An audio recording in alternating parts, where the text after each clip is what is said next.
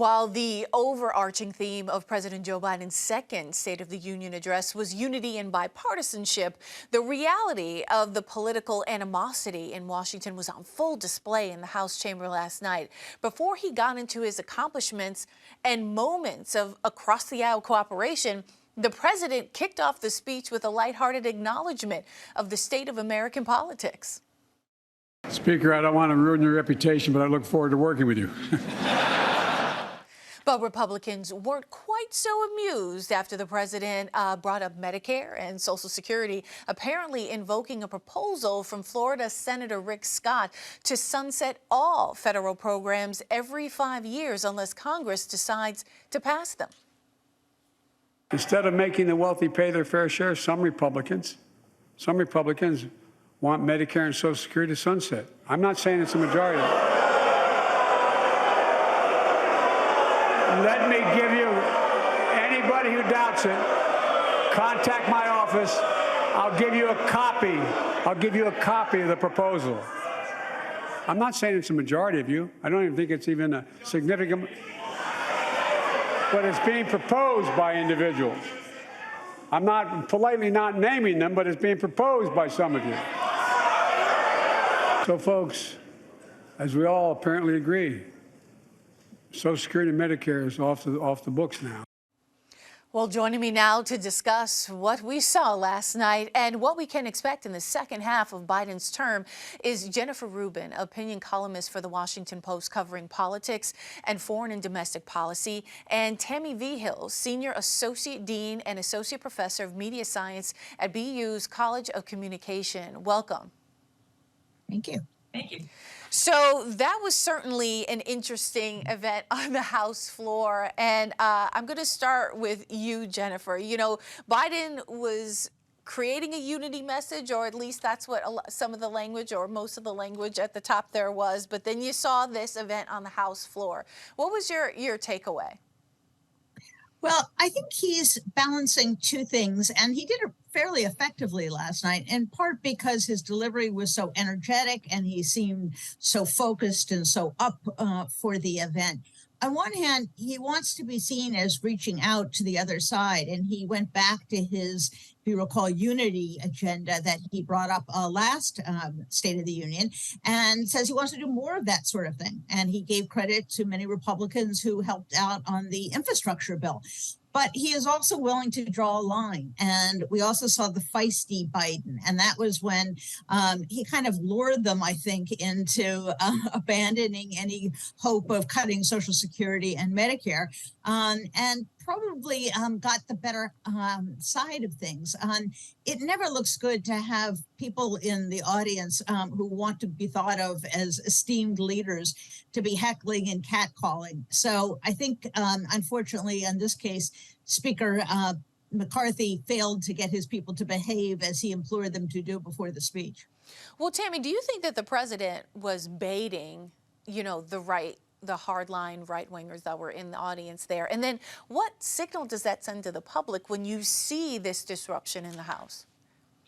Well, I don't know that I would necessarily frame it as baiting. I think that he took an interesting opportunity to call out a point of potential difference. And so that's completely reasonable, well within bounds.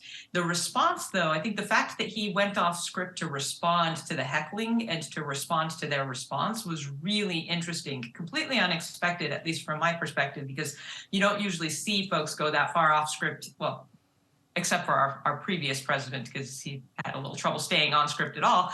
But the idea was that, you know, with Biden, he went off script, he actually engaged, he showed a lot of personality. And even though it might have been, it seemed a little bit less presidential than people might have liked, it really did, I think, speak to the way that a lot of Americans are feeling in terms of the frustration and the wanting to hear somebody respond, to wanting to see someone actually engage in the conversation in a more active kind of way. So I think there were some benefits to him actually engaging in that kind of a manner, even though some people might say it created a little bit more partisanship or a little bit more of a divide. I think it actually gave some voice to what a lot of Americans were feeling. Jennifer, what else do you think the president got right here? Well, several things I think struck me about the State of the Union. One was how much time he spent on reciting the economic accomplishments. We know from polling that people don't really recognize the things that he's done, and people still believe we are in a recession, which factually we are not. So I think he understands he's got to do a much better job of reinforcing what he has already done and what it means to ordinary people. And I think we really got a taste of Joe from Scranton, as he likes to say, last night. He not only talked about infrastructure and the CHIPS Act, but he was talking about the smaller things that may seem small, but add up to a great annoyance or expense for middle class and working class people, like airline fees, like banking fees. And I think it was really an exercise in populist economics. Joe Biden is never so strong as when he is defending the little guy against big corporations ripping us off. And I think when he said that he was not going to let big corporations get away with paying no taxes, that didn't go over well with Republicans. But we know from polling, even Republicans out in the country like that idea. So I think in terms of this focus on working class Americans and people who are benefiting, who may not have college educated backgrounds, it was probably a successful outing for him. Would you say the same thing, Tammy? Oh, yes. I think he had a really successful night.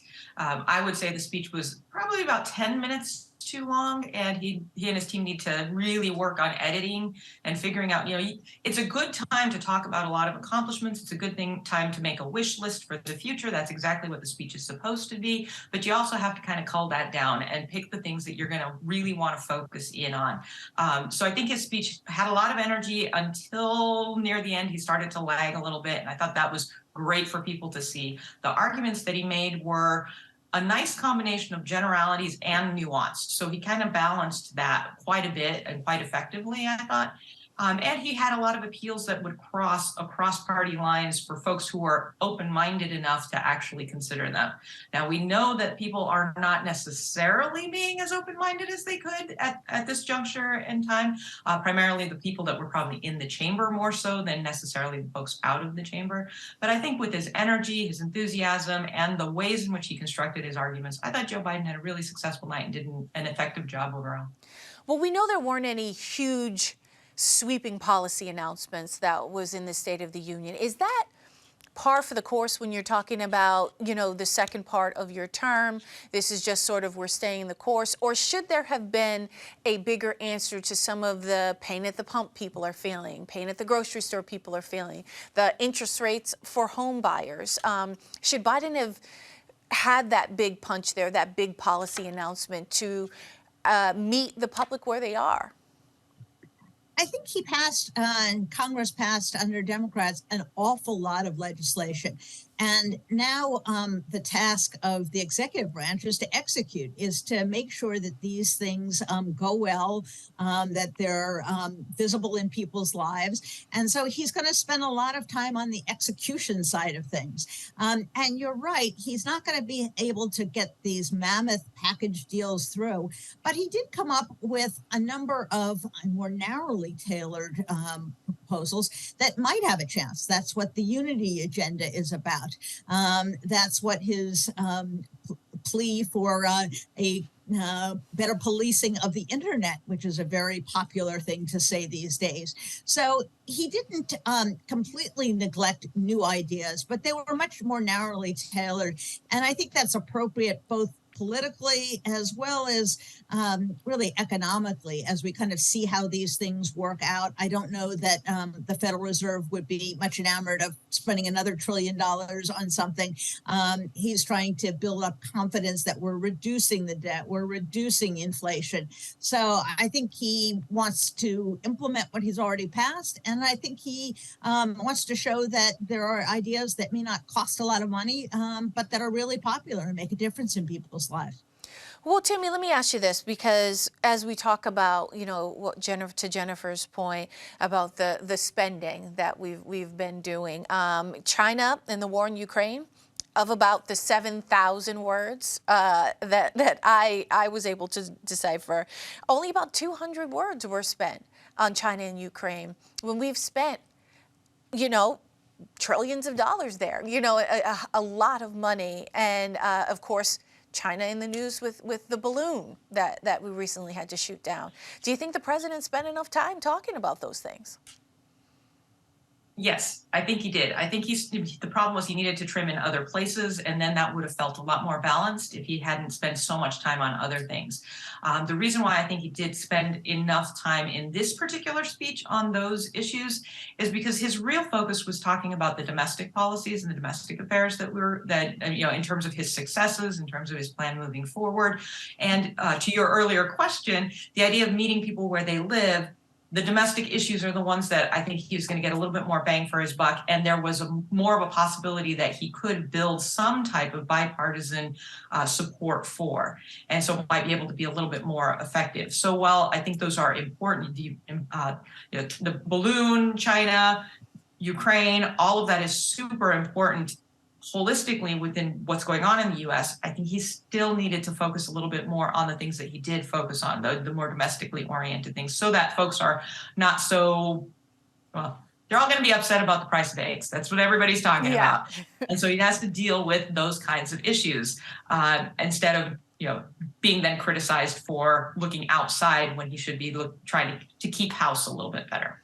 So I think he did balance that out effectively. Yeah, a couple of moments that struck me was, of course, the presence of Tyre Nichols' mother, and the gentleman Brendan say that disarmed the mass shooter in Monterey, California, and in talking about guns and in talking about crime and police and things like that. I think about those two images. Do you think that evoked enough emotion where there will be more bipartisan support for this legislation around gun control, mass shootings, and things like this? And then this conversation that's such a hot button issue when we're talking about police and law enforcement reform and implicit bias and things like this. He did something very interesting in very divided government on very hot button issues. I don't think it would have done him very much good to list 24, 25, or a dozen proposals for dealing with crime or dealing with policing. And so he took a more empathetic, more emotional approach in which he kind of reached out and he took the audience on a bit of a journey, asking them to put themselves in the shoes, for example, of Tyre Nichols' parents and other African-American parents who have to have the talk with their children. So I think he chose empathy and a sense of unifying mission rather than listing off a whole list of laundry items that he hopes to achieve. If we are going to achieve anything in these areas, it's certainly not going to be straight from the White House. It'll be a matter of some backroom negotiation. So I think it was an effective part. And again, when you talk about Biden, quintessentially emotional, empathetic, painting a picture for the audience that he is not only, I think, calling us to the better angels of our nature, but also, I think, making a more philosophical argument that these things should be basic human concerns, not partisan issues. So I actually liked that part of the speech. It was interesting, and it was a creative way of not having to go forward with a lot of detailed proposals. And if I could just jump in for a second, I think I agree with everything that she said, but I also want to say that I don't think that part was necessarily going to be about future legislation, no matter what, because the legislation arguments are going to happen in different kinds of places. But I think what that was a strategic moment to talk to the viewers across America and to get them to have conversations that would then possibly sort of, rise up, create some great grassroots conversations so that those folks would put pressure on their legislators. Because I think a lot of the folks who were in the chamber, a lot of the people who've already been elected to office have sort of set some entrenched perspectives on those issues. And so this was a way of kind of going around them and circumventing them to get to talk to the constituents. Yeah. All right. Well, we're going to have to leave the conversation there. Jennifer Rubin and Jennifer Rubin and Tammy Vigil. Thank you so much for your time. I really appreciate it. Thank you. My pleasure.